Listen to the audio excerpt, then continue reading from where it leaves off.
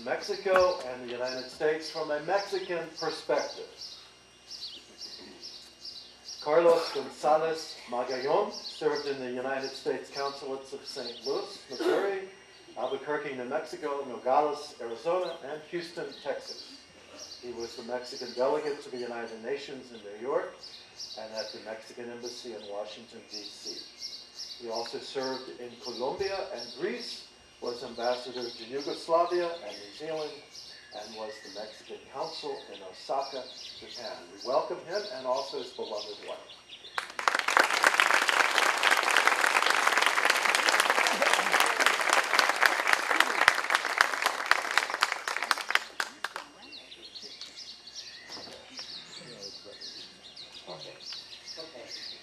Buenos días. Can everybody hear me well? Yes. Well, talking about the tough act to follow after the meditation, and I will deplete some of my fancy words. It's with a great deal of trepidation. Is that a correct word? Yeah. That I'm here because after listening to my dear friend Michael Hogan, he was here two months ago. When was it that you were here? A month ago. And by the way, you must read his book, right? It's called Abraham Lincoln in Mexico. We haven't agreed on the commission yet, right? But, no, seriously, it's a great book. It's a book that I read and I learned from it a lot, even though I pride myself of being a history buff. But I didn't know many good things that Michael wrote about it, about Mexico and Lincoln and Mexico. So, and also another thing that happened to a dear friend of mine, I should not say his name, of course, but a big bird or a small bird did a number on his shirt a while ago, so I'll be watching myself, I know what's going to happen to me. There are worse things that will happen to a speaker that will address controversial issues from a very, as the title says, from a Mexican perspective. And I seriously, I hope no one will be offended because it's not my intention. And to begin with, I always like to talk about Mexico and the U.S. From the perspective of a border that separates the richest country in the world from a developing one, right? We like to call ourselves an emerging economy, although we don't know how low we have sunk to be emerging from. But anyway, seriously, if we were in South America, perhaps crossing the border from Mexico to Colombia, Peru, I'm not going to mention Venezuela at this moment because it's a tragic moment that they are going through. But if you do that, Ecuador, Mexico, Colombia, Peru, then the contrasts wouldn't be so terrible. No, because they are terrible, they are shocking. I remember very well as a very 5-6 year old boy when I crossed into Texas. Who's from Texas here? No one? Oh, you don't dare to say that you're from Texas? I'm joking. I saw my goodness, everything on the gringo side is paved. All the streets are paved, and in our poor Reynosa, Tamaulipas, they are not.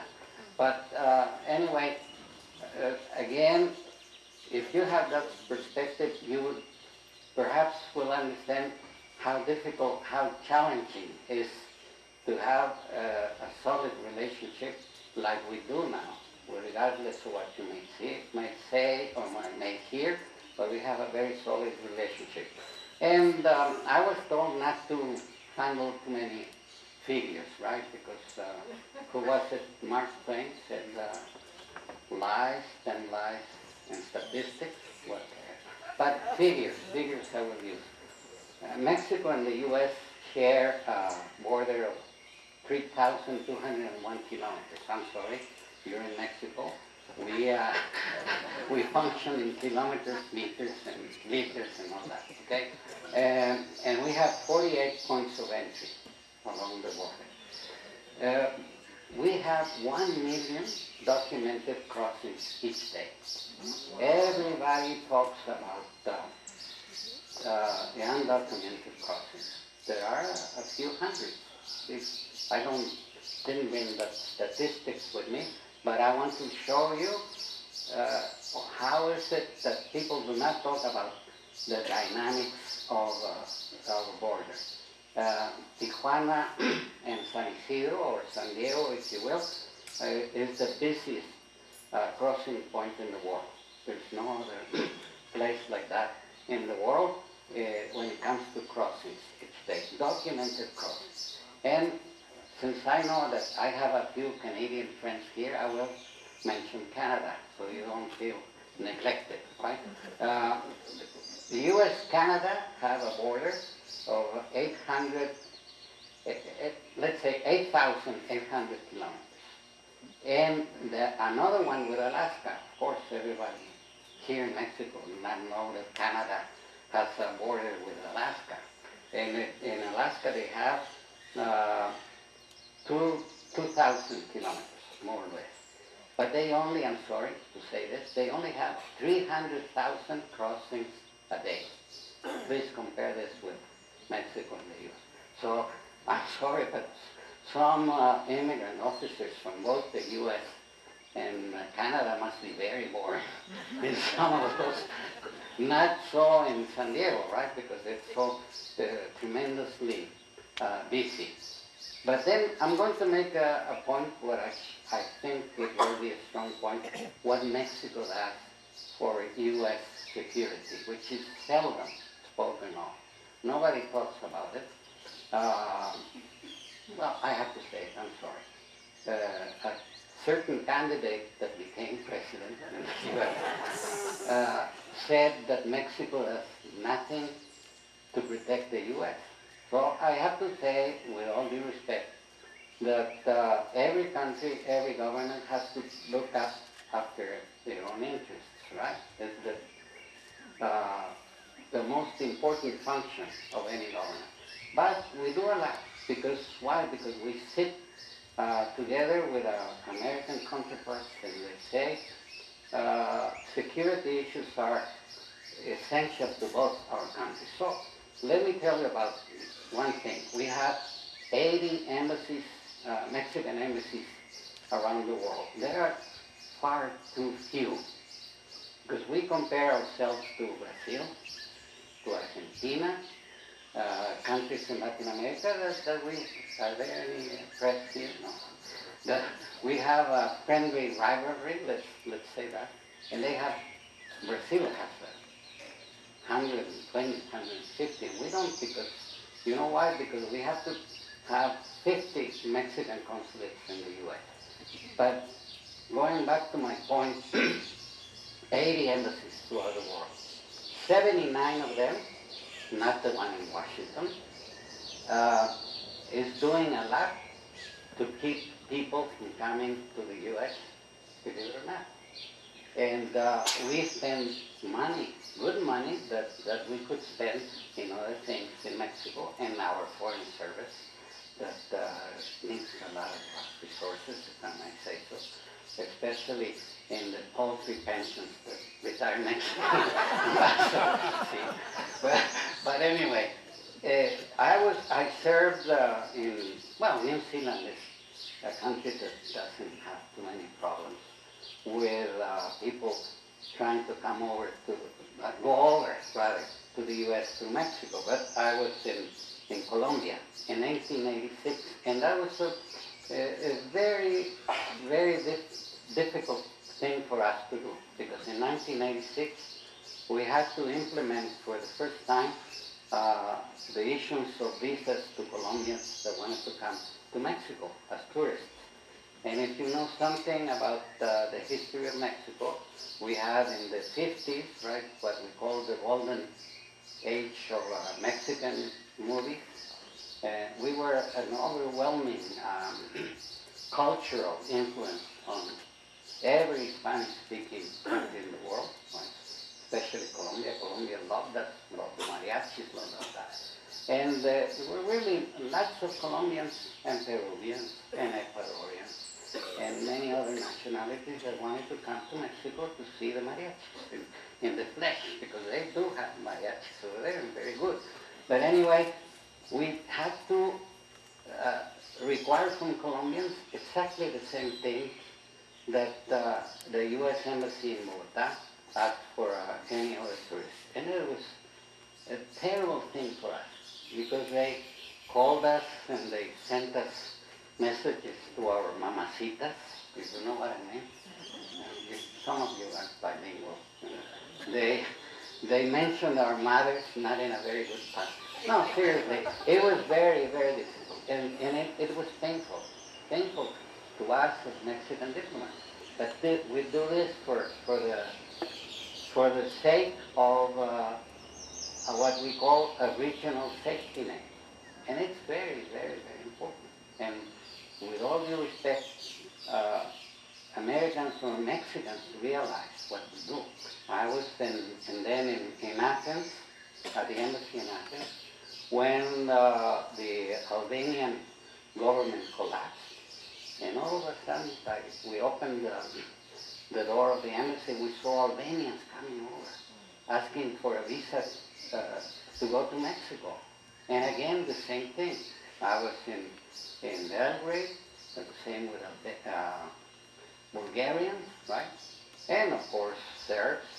And again, we have to say, no, this is a net that we have because we do a lot of work with the U.S. and because we see that it's a shared responsibility, right? We share our responsibility and we have to work very, very closely together. And coming and talking about shared responsibility, we do this vis-a-vis Central America. Central America is a key, a very, very important region in the world for us, needless to say. We're neighbors to Central America. And we, for instance, embarked upon the Mérida Initiative, which is very controversial in Mexico. Very, very controversial. Not only, if I may say so, from the left, if you will, point of view, but from many Mexicans. But we sit down with the U.S. It was subscribed in 2008. It entails, doing more, and I admit that we don't do enough at our border in the south. But there's the Mérida Initiative deals mostly with drug trafficking, but also with human trafficking. And I am the first one to admit that on a level that perhaps individuals treat Central American immigrants here terribly. The same things that we complain to the U.S., we do this here, but not at the official level, right? Because in 2011, we adopted a law that finally recognized the rights of immigrants, undocumented immigrants in Mexico. And the same things that we complain about as Mexican consuls in the U.S., we were not doing here. For instance, children of immigrants, undocumented immigrants, I'm talking, who were not born in Mexico were denied school rights. And it was shameful to us, being consuls in the U.S. and complaining about some of the abuses, because there were abuses and they are, but we were doing even worse things here. So finally in 2011, every child who is born outside Mexico and whose parents are undocumented, they are free access to public schools and to health services, among other things. All right, but then let us talk about the Mexicans in the U.S. This is a very, very important issue for us. The myth that everybody knows now, or that should know, is that there is a negative, right, inflow of Mexicans into the U.S. In other words, more Mexicans are returning to Mexico than those that they are going. I remember, 15 years ago, more or less, I spoke at an audience, and I said, based upon demographic projections, Mexico in around the year, I didn't have a crystal ball, otherwise I would have invested in Wall Street. But anyway, we said more or less 2011, 2012, there will not be the huge influx of Mexicans going into the U.S. No one believed us, really. I mean, I'm telling you the truth. Some of them were polite to me, others not so, but they didn't believe us, and it's happening right now. And if you go through the carretera, Cotepec, you stop at the shop, for instance, that I can recommend some of them. They do give me a commission, not like that. They repair cars and all that. Those are Mexicans who came back after saving money. I'm sure you met many of them. And this is what's happening right now. So this is a myth that we want to demolish once and for all right? And please help us demolish that. So let us talk numbers again. According to the Pew Research Institute, there are 54 million Hispanics in the U.S., which they comprise about 17% of the population.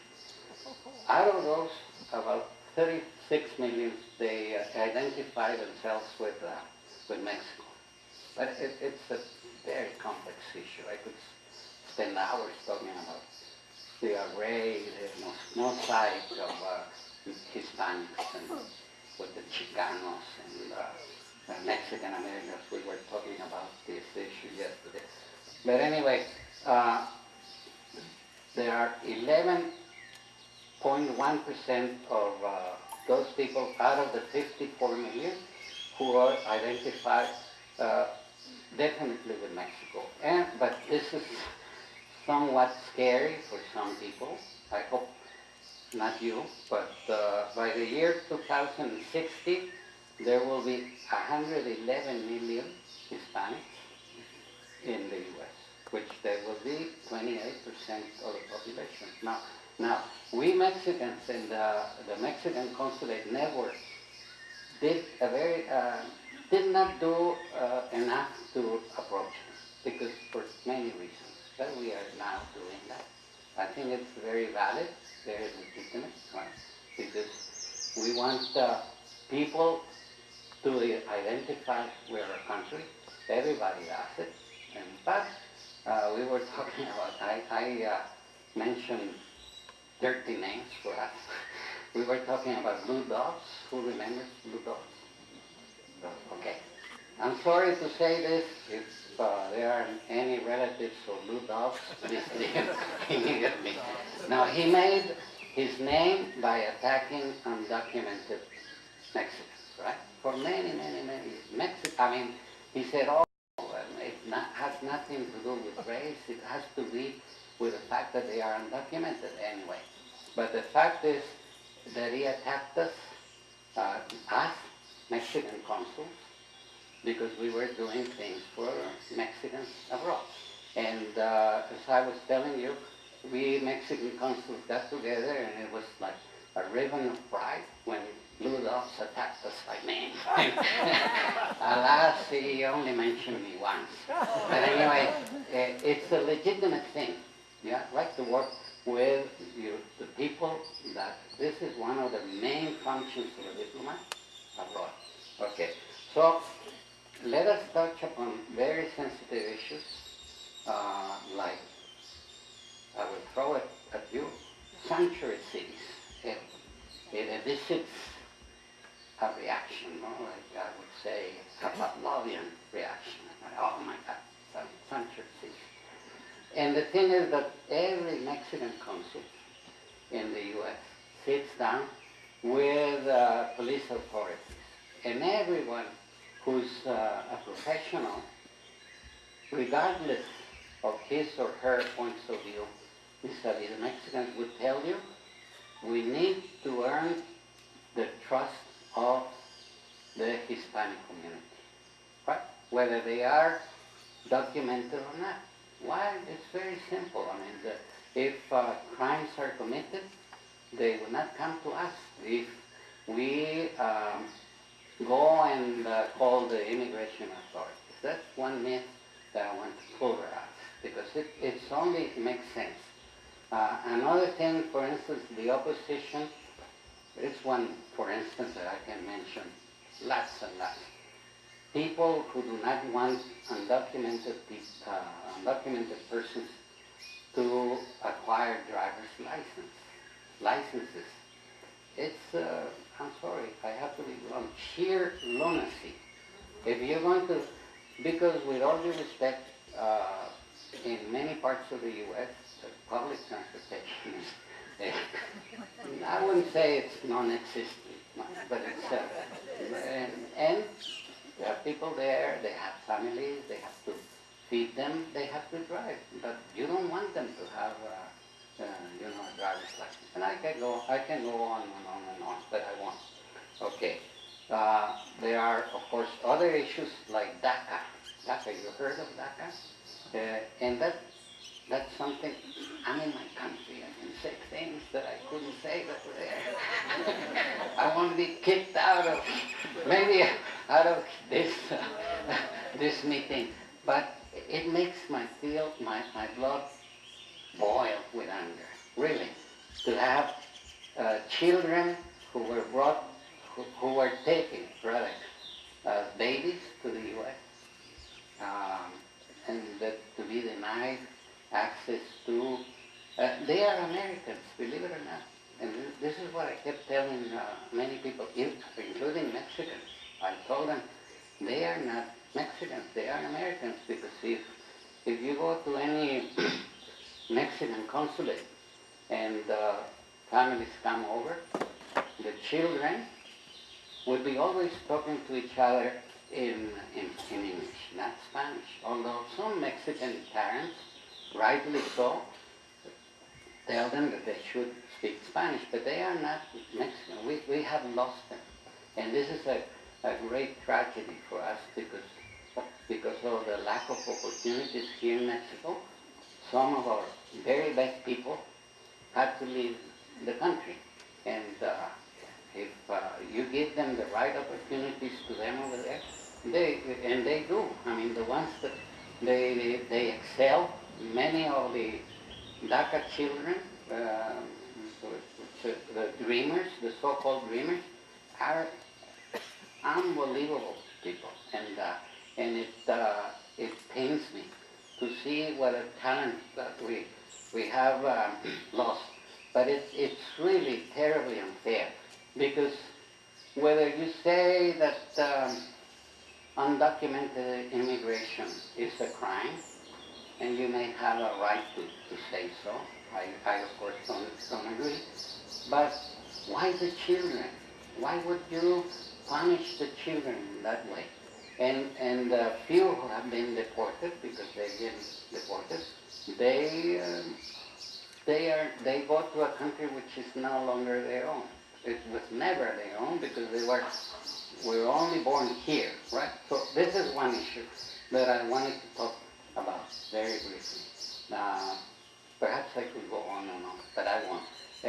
Another issue is the health issue in the U.S., not in Mexico. It's really not going to talk about controversial issues that belong to the U.S. alone. No, seriously, I won't. But for instance, vaccination of undocumented children, we did that by having the Mexican consulate, like this concept of medieval churches in Europe, right?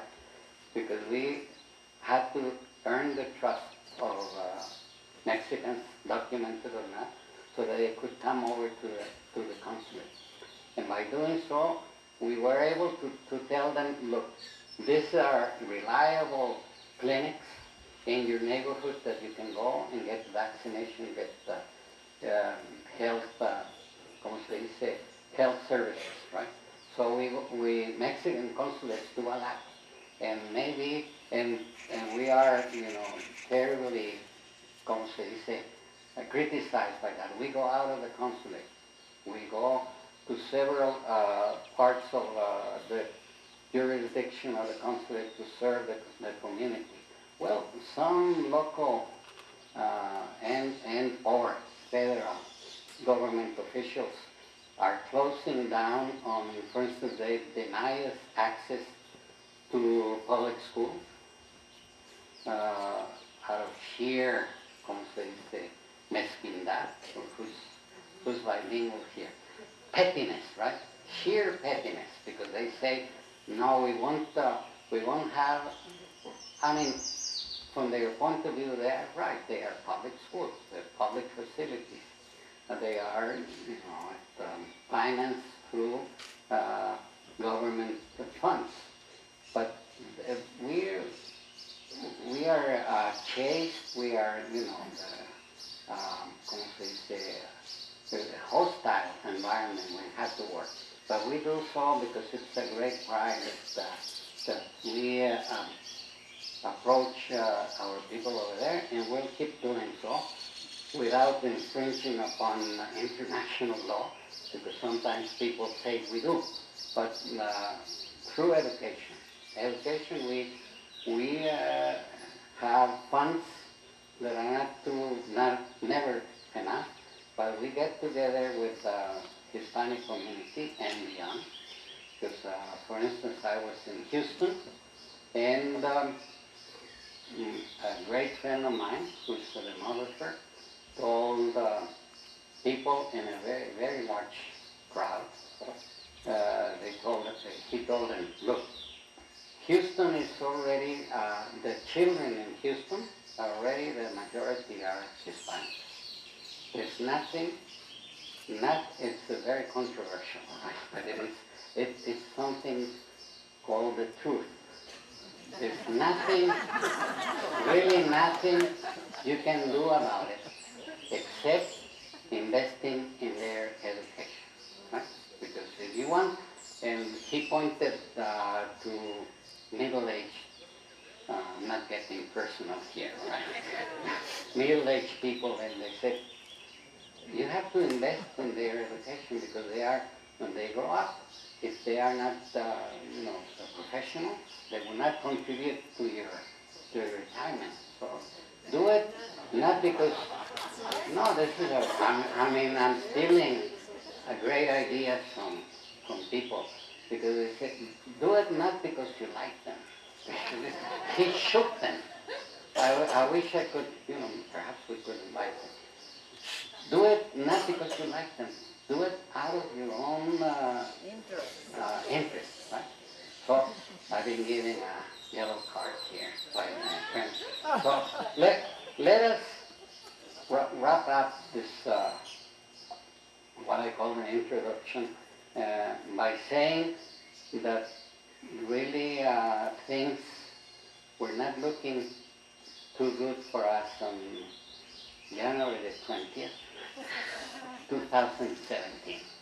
We were reviewing many things that were said during the election process, and many of you, I would say this, benefited from the Mexican peso, right?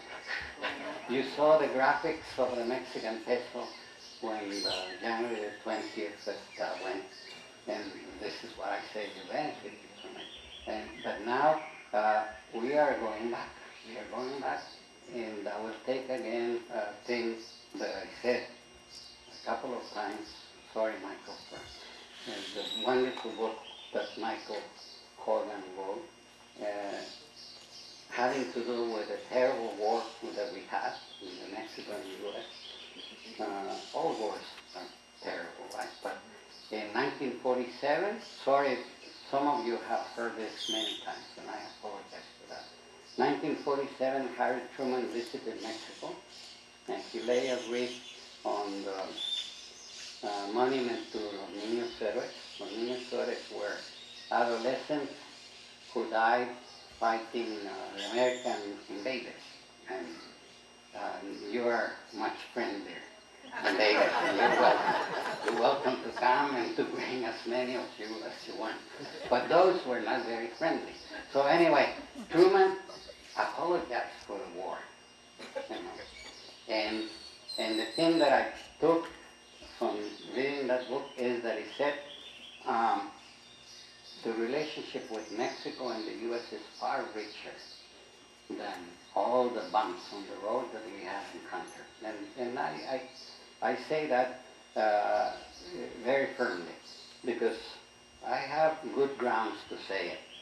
On Tuesday, no, it was Thursday, I'm sorry, May the 18th, a very important meeting in Washington took place, which the Mexican press really covered at length.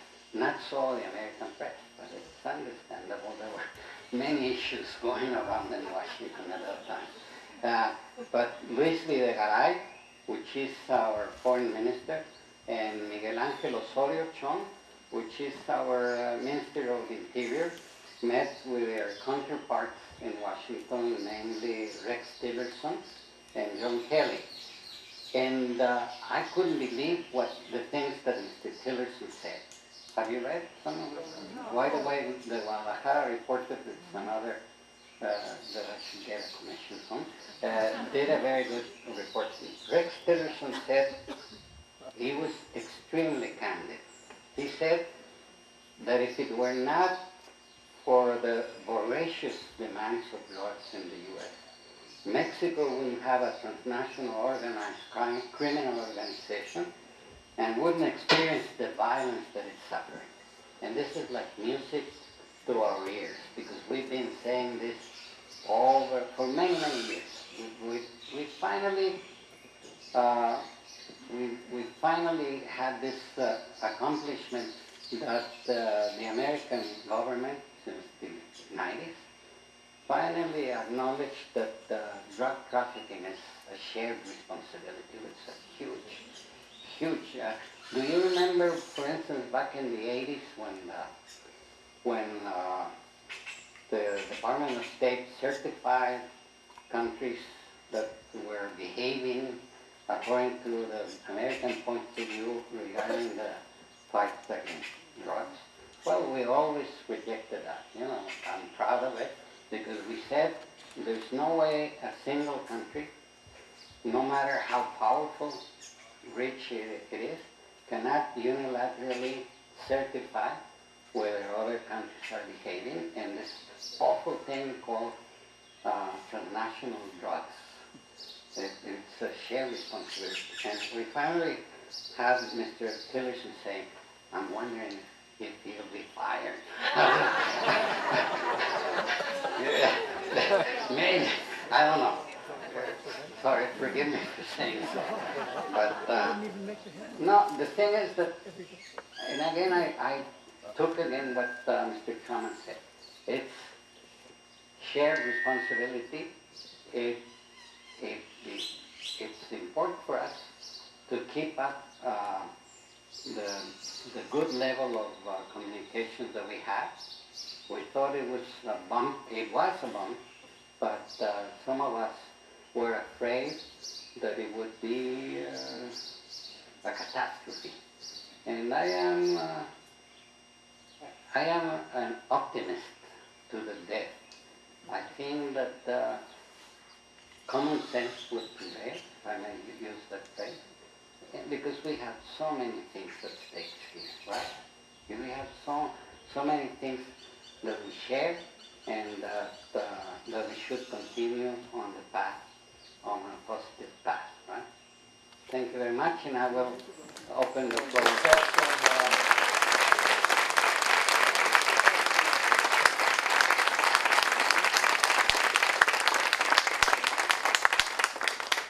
We have about 12 or 13 minutes for questions, and perhaps we could stay longer for those of you who'd like to go beyond 11:30.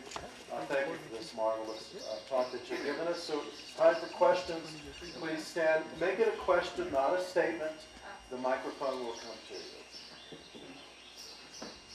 Well, I was going to make a statement, but I'll make it into a question. Has anyone here seen David Out of Mexican, the movie? Okay, you have, well, they were being given a hard time in the US, and all of a sudden one day all the Mexicans disappeared, and there was nobody left to do the work. If you haven't seen it, try to get it. Good morning, I have a question. I'm a Canadian citizen, but I have a 5-year residency visa in Colombia, where I understand you have worked. We were well qualified for permanente visas and went to Bogota to apply, and we were given temporados. We were told that the Mexican consulate is not allowed to issue anything other than temporados in Colombia. Do you know any reason for this? To be honest, I retired in 2010. And honestly, I'm out of touch with the latest, official, regulations regarding temporary residence into Mexico. But by the way, I'm a great reader of Gringos in Ajijic. Anyone here? All right. In Gringos in Ajijic, they mention, they ask questions about the disparities, let's say, between the consulate in Denver and the one in San Diego, and that's not true. They are all uniform regulations that apply to every consular or diplomatic office that you go to. But I have to be honest, I do not know. If you leave me your name and your email, I will find out for you. Okay? Gracias. Wherever the mic is. And next year, Mexico has presidential elections.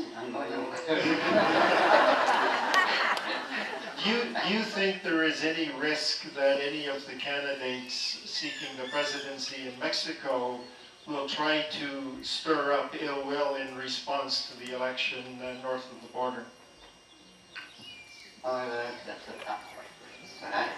I will say this. I did mention the statement of Mr. Tillerson, right from May. And I would, being an inveterate optimist that I am, I would say that candidates in their way to the Los Pinos is the Mexican White House, if you will, would do and say many things, right? But I, honestly, answer me, please do. Have you seen any ill will of Mexicans towards you? No. You see? This is your answer. It would backfire. It's a non-issue. We were talking with my dear friend Michael Hogan yesterday. I have to say this, I have to admit, both my grandparents were very, very anti-American, right? It will come as a shock to you. Because they have spoken with their grandparents, whom in part they heard or saw Americans coming over, and so it was maybe understandable we're anti-Americans, but the newer generations are not. I'm very proud of the fact that, especially young people, right, don't hold any grudges towards. Only a few crackpots would come on. Let us take Texas, California, Nevada, without the gringos. I'm sorry, I added that. Seriously, there is no ill will to name that would make you run from Mexico. And there would not be any changes to immigration laws, by the way, regardless of what happens to the other side. How do you call it? North NOB? Mohan, I got in the sala, in the gazebo. Gracias, Carlos, for your presentation. I am just wondering how many immigrants we have in Mexico. I mean, the opposite of what you just talked about. I heard 1 million, and I think that's not accurate. No. And wondering if you know what percentage of those are north of the border, and if they are legal or illegal. Thank you. Ay. Now, everybody everybody handles around the figure of 1 million Americans in the U.S. But let's see, in Ensenada, are you familiar with Ensenada? Yes. Well, in Ensenada, you can come in and stay with a tourist card for 5 months and go back to California, and so it's a revolving door.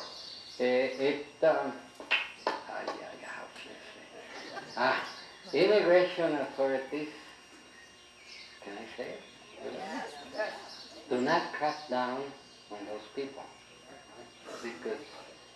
because legally they are infringing upon their tourist card. And the tourist card says very clearly, you go to Mexico for tourist purposes. And I will not say anymore, right? Because, right, anyway. I saw 4 hands now, 5 hands right there. How aggressively is Mexico pursuing trade relations with countries other than the United States, like China, Venezuela, Argentina, not Venezuela, Argentina, otros países? Thank you, my friend. I left this out in the book. What can we do if the worst thing happens with NAFTA and with other things? There would be some, ¿cómo se dice, silver lining in the cloud. Because at this moment, we have a very large delegation of Mexican entrepreneurs visiting Beijing. 17 important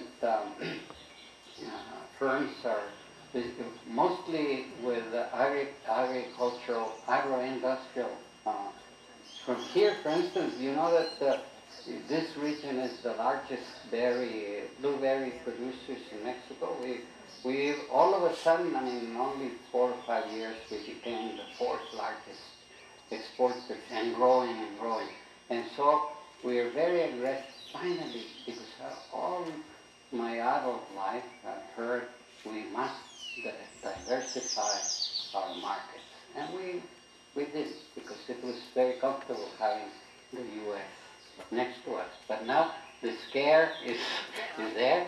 And also my agricultural minister visited Argentina and Brazil, and they were very seriously going to buy corn and soybeans from them. Can I say this? Corn exporters from the U.S., they're not going to have it very nice. I mean, they're never good to issue threats, right? Never. But it's good for us because we must diversify our markets. Gentlemen over there. Yes, buenos días, Carlos. My question is, would there ever be U.S. courtrooms here in Mexico? U.S.? U.S. courtrooms. No. Currency, you mean? No, courtrooms. Yes, sí, because the question is, si I spend, yo viví 20 años en Estados Unidos. Ajá. Y si tengo algún reclamo judicial que hacer, aquí en México no puedo porque ya están construyendo una barda, ¿verdad? Courts, I'm sorry. Yes. I mean, to deal with Exactly. American problems, no, that's never, right. never could not be. So that means that we have to hire a coyote to smuggle us into the U.S. so that we can take our claims with Social Security and other departments? No, please, go to the nearest, no seriously, Mexican consulate. The U.S. Consulate doesn't No, have Mexican consulate, in the place where you resided. Well, I'm here in Mexico and I hate my hometown. No, But I have I'm issues. sorry, I misunderstood. You have some claims in the U.S. That's correct. All right. So you approach the And- Mexican consulate nearest to the place where you have those claims, and they will help you to secure lawyers to pursue that claim. Okay, see, because I was deported after 20 years in the U.S. and I have claims with the Social Security Department, and then I do have other claims. I did file a lawsuit against my former immigration attorney for not notifying me that I'm supposed to come back to Mexico, and I mean, I did that through the aid and assistance of a retired attorney from Chapala, David Green. Everybody might know David Green, which I won at the end, but we couldn't settle it because lack of funds, lack of money to All right. pursue the Okay, lawsuit. every consulate in the U.S. Thank you. has a base of lawyers that can assist you. If you want me to, I can, después de la charla, puedo. Yeah, afterwards. Yeah. Okay, gentleman right here. Was he here? The next one. Yes, I did have a question. There you go. Muchas gracias, señor. After pinche Trump, do you think that do you think that, and part of it was already answered, that Mexico at the end will forge other relationships with other countries and become stronger? Because it seems to be that Trump is more of a divider than a uniter. And not only with Mexico, but with other countries around the world, he threatens them. And I think that possibly your opinion on the end of this, will Mexico become a stronger country because of him? Well, what I said is that, again, I say this very respectfully, it shook us up, right? And I hope that we will finally, like I said, we are diversifying our markets, but I write these things and then I forgot to read them. The point that you made, and you are also making, is that right at this moment, we are, reviewing our trade agreements with the European Union because it had lapsed. Some problems with it that we Mexicans didn't push. And to be honest, very, very honest, in the European Union, especially in Germany, and perhaps with the change of government in France, they are looking upon with very sympathetic eyes. You know why? Because they want to keep free trade. Free trade is key for us. It's a lot of controversy whether free trade has benefited Mexico, but this is a key that we have, cheap, right, that we would use, to make us more diversified and hence a stronger country. It's 11:30. Those of you who would like to leave can leave, but those who would leave quietly, please. But if you still have questions, our speaker is willing to take more questions. So please remember. And we have at least four more questions. Thank you, Mr. Ambassador, for coming today. Speaking for a moment about U.S. immigration, Canadian immigration to Mexico, and assuming that there's positive economic impact from that flow, what are some things the Mexican government can do to facilitate and encourage this potential tsunami of Americans who, for a variety of reasons, are going to be looking to Mexico for their futures and the futures for their parents as well, who are in very difficult assisted living facilities in the United States, situations like that? Well, the first thing that we're going to do is not to change things dramatically. I think that Mexico advertises itself. I spoke, I didn't speak, about the negative image that we have abroad. And, but you are the word of mouth that will go over to your countries and say, look, listen, those people are not shooting at each other. At the Guadalajara Reporter, they had an interview, and I spoke about the fact that we have 11 students from abroad, and they were all telling me, all of them, that their parents were very scared for them. Oh, don't go, please don't go. Shooting themselves. But now my Korean, I have 2 Korean students, and my Korean student said, now we are worried about our parents over there. And my French student said the same thing. Now we are worried about, they shouldn't be worried. Very worried. But we will keep being a very friendly country. This, in spite of the Mexican government. So, I hope I answered. promised her next, but we have to figure this out. We have to fight it out. All right. Yes, just wondering, I've heard some rumors of possibility of Jorge Castañeda's coming back for the next election. I'm a great fan of his from Mañana Forever. And I think he has such a real good understanding of both the U.S. and Mexico.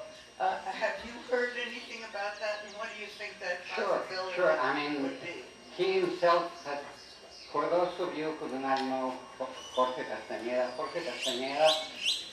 I mean, do you remember back in the 70s, 80s, when the American media would talk about Mexico, they would always bring American commentators, right? Because they thought, or they deemed, that they were not Mexican commentators good enough to explain Mexico to them. And this is something that we Mexicans said, oh my goodness. But Jorge Castañeda is an extremely articulate man, and he was among the very first to be invited to CNN and whatever. So, and he was also the Mexican foreign minister to Vicente Fox, and he was among the first who were pushing for independent candidacy. And he himself said that he would contemplate being one, but as of late he hasn't come out, and maybe he's not crazy enough. We have time for just one more, I was told. I'm sorry. I know this gentleman wanted, but we have many questions. If you would like to ask questions after we close, which will be in a minute, please, you're willing to stay a little bit longer and just talk with our presenter up there. Okay, next question, final question. Hello. I want to go back to your first section of the presentation and ask you, when you were working in consulates, did you receive from the American government specific guidelines to stem the flow of migration from Mexico to the United States? This is a great question. We have Article 211 of the Mexican Constitution, allows freedom of movement toward in our territory, right? And there's no infringement upon it. For many, many years, seriously, the American government wanted us to curtail this freedom of movement. They would say, why would such a large number of people from, let's say, Zacatecas would go to Arizona, Sonora. You have to stop them before they arrive. Sasabe, of course, is the border of Sonora and Arizona. And we said, no, we can't. We won't. Because why? Because it's our constitution. I mean, it is bad enough, I neglected to mention this also, that we have military checkpoints throughout Mexico. There are many Mexicans who say this is an infringement upon our freedom of movement. It violates the Constitution. If you look at it from a very legalistic point of view, maybe you're right. But again, it's something that we do because we do our share, or we try to do our share to fight the flow of drugs into the U.S. When things were really bad, and there were commentators, not anyone from the Mexican government, I have to say this, they said, all right, let us stop everything that we do to help the security of the U.S. Let us, withdraw people in our embassies. Let us, give visas to everyone that would like to come to Mexico. That was very stupid, of course. And are you familiar with the American Embassy in Mexico City? You must be. All right. If you go there, you will see that there are two entire blocks of, in a very, very busy Mexico City, they are entirely blocked. no one comes in except to go to the embassy, and they have to, you know, show and they say the chilangos, that we call Mexico City dwellers affectionately, chilangos. We really do nowadays. They bitterly complain. They say, how is it that in our own city we cannot go to, you know, to this street where my abuelita lives? So let's say those radical people say, let's take all the barriers, and we have very impressive barriers in Reforma. Reforma is the most important now in Mexico. Let's take them away. But we don't do that because that would be stupid, I think so. This is my own. We have to acknowledge the asymmetric relationship between the U.S. and Mexico. This is very important and very difficult for many Mexicans to accept. Okay? Thank you very much. Let us thank our speakers.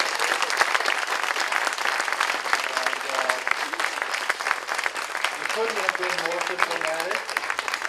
Appreciate that. Please stack your chairs. Remember to throw away your coffee cups and turn on your phone. No,